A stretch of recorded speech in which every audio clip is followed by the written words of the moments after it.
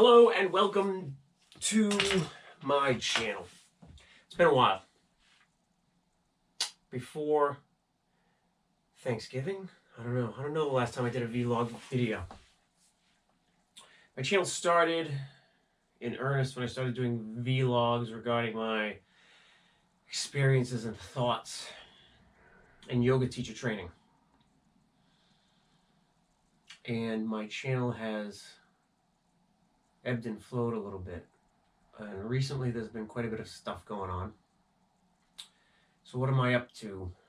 I've started a Patreon page where I post subscriber videos, and for the modest fee of $3 a month, you can get all my content, which is workshops on specific flows and long flows over 60 minutes or longer, and short flows 30 minutes and under, and everything in between. So there's a lot of content being generated for that channel. And in addition to that, I've started a challenge for myself. I don't particularly care for New Year's resolutions. If you want to do something different, right now is a great time to do it. Or right now. Or right now. Wait a minute. Okay, right now. Every moment of every day is an opportunity to make a new decision. And that's why I don't particularly like New Year's resolutions, because if I want to change something dramatic like that, I try to engage in that like as soon as I say, oh, this is a good idea, we'll do it. But that's neither here nor there. The reason I chose January 1st is because I like bracketing things in by the year. It's a unit of measurement that everybody relates to. And yeah, sure, you could do February or what have you. I decided I didn't want to do that. I decided January 1st I was going to do it. So it's purely personal reasons. I'm so off topic, but not off topic. So, what is this 365-day challenge, and what am I doing? That's the point of what I'm trying to say right now. Not explain New Year's resolutions or why I chose the dates I chose. Forget all that stuff. It's not important. Every day, I go outside, I do yoga. Every day. In the rain, in the snow, in the wind. Doesn't matter. In the rain, in the snow. Oh, because. That's why. Because I feel like it. Because I want to challenge myself to do it. Because it's not easy. In particular, and this is why movies have scripts. What I do when I go out there is I do 6 sun salutations. 3 sun A's, 3 sun B's. I record it. I say a few things before, I say a few things after, and I put it up on the web. And it's challenging because of the cold, and there's already been a few minutes. We're only 11 days in, and there's been some mental hurdles. I realized that I was starting to lament it, like, oh, I never have a day off. It's not exactly true. You don't sleep in very late, ever anymore. But I wasn't sleeping in late before. I was getting up at 5:30, 6 o'clock anyway. Except now I'm getting myself out of the house as soon as possible to do this video. And yeah, there's a little bit of work involved because I gotta set up video gear and I gotta import and export and piece the video together because my camera breaks into little chunks. So this blah blah blah blah blah blah blah. There's some lifting that has to be done. But it took me a few days to realize that I was starting to look at it as a burden. I don't have to do it. I don't have to do anything. It's my choice to do it. And I'm not, like, there's no commitment here. I wasn't like, I promise you I will do the yoga on the outside of the home every day, irregardless.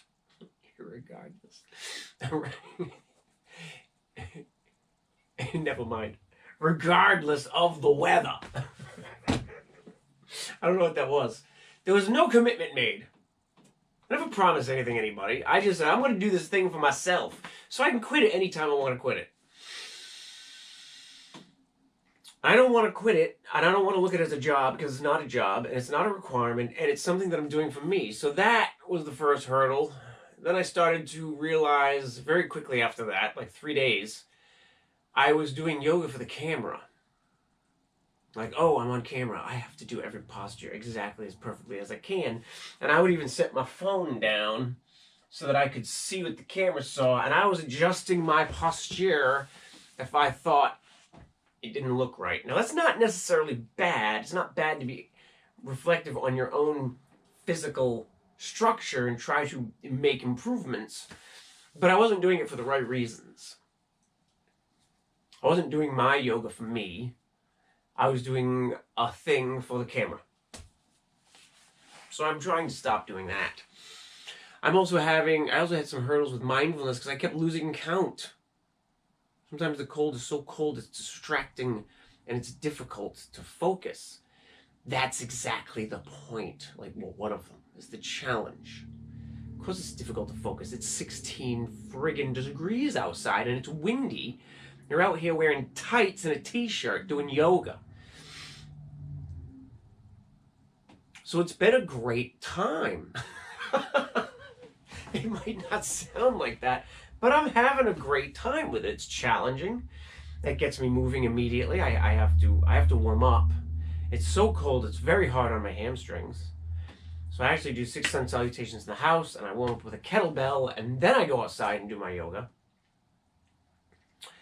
And it means like I'm doing like a 45-minute workout every morning, which is fantastic.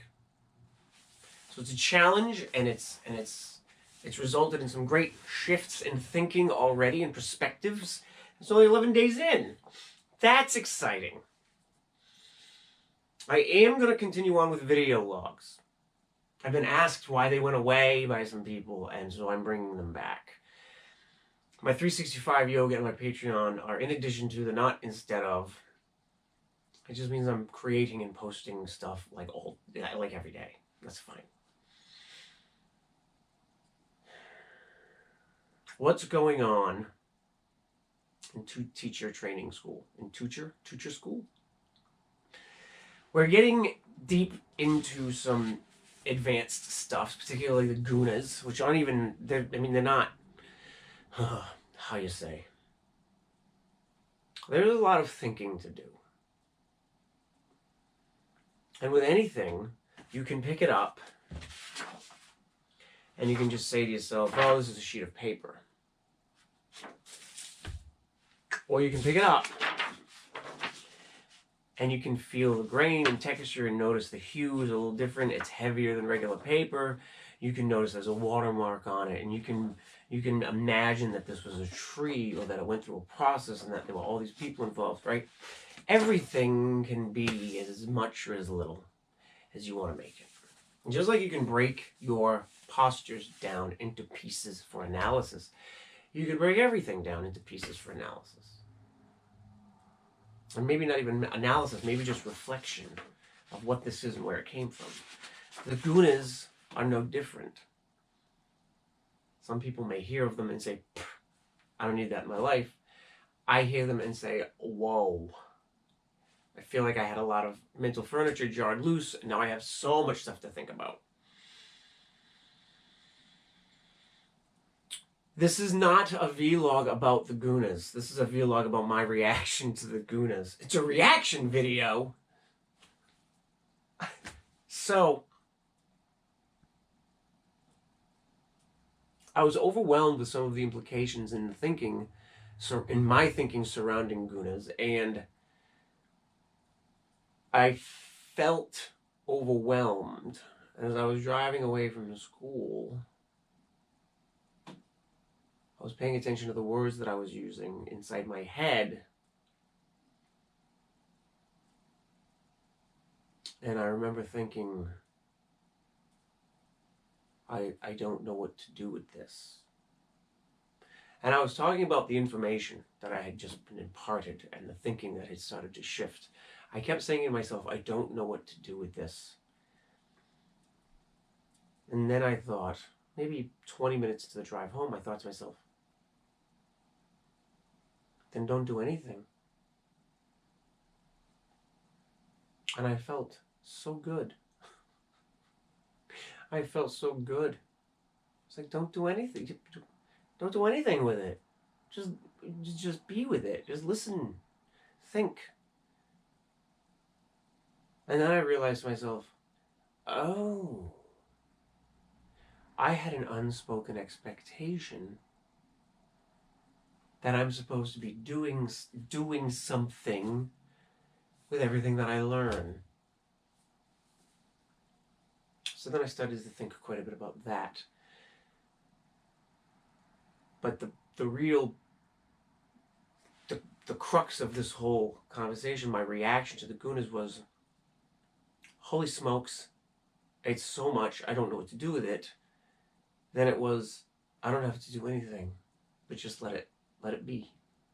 And then finding that unspoken expectation.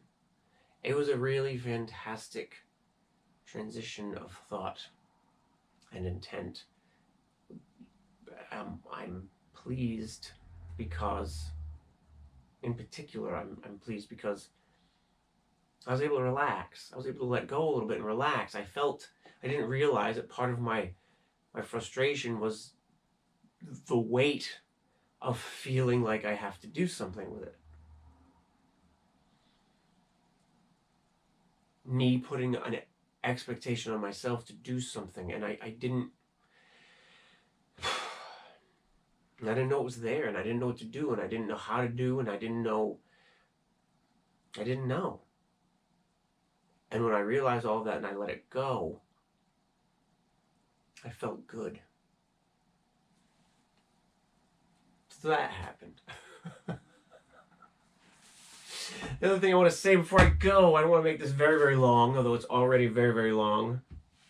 It is what it is.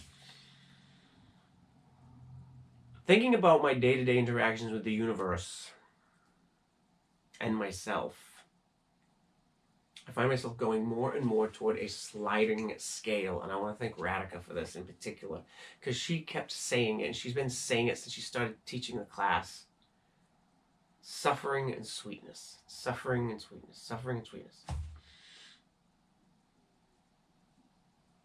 Now, for the record, I haven't digested all of it. I believe there are some things that are intrinsically bad. They surpass the scale, they go off past suffering, and they just become bad. I'm not going to talk about what I think those things, what those things are to me. I don't need this to be a dark, potentially triggering video. I'm still holding on to some ideas that came from other thinking. That's fine. But looking at the scale of sweetness and suffering and approaching day-to-day tasks, whether that task is my downward-facing dog in a yoga flow, recording a video for my blog, making dinner, calling the mechanic to make an appointment for my truck, can I make this more sweet? Can I bring more joy into the world in some way while doing this thing? And then if I've got some answer, if I feel like yes, I want to try to do that thing.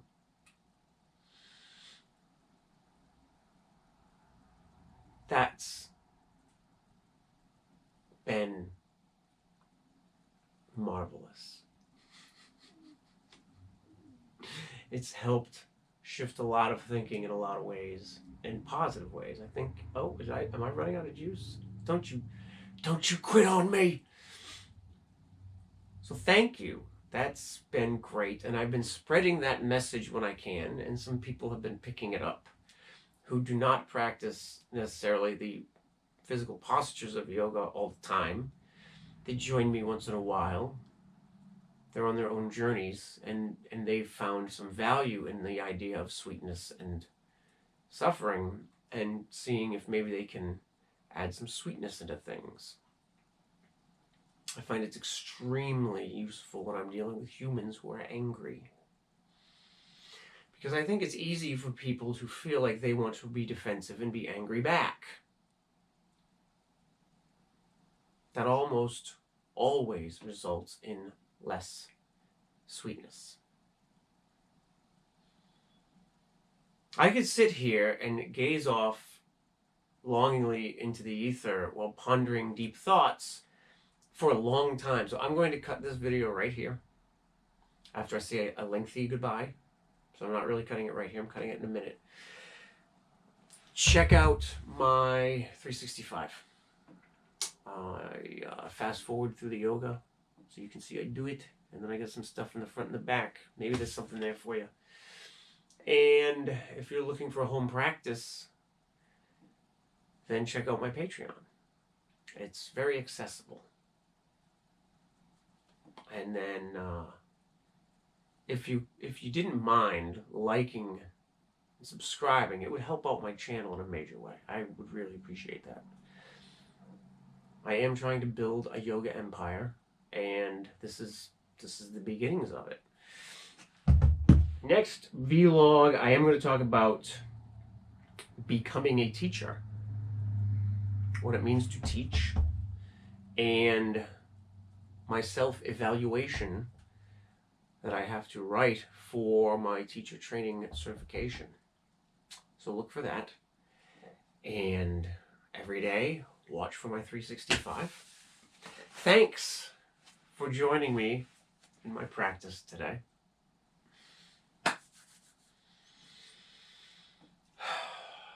Namaste.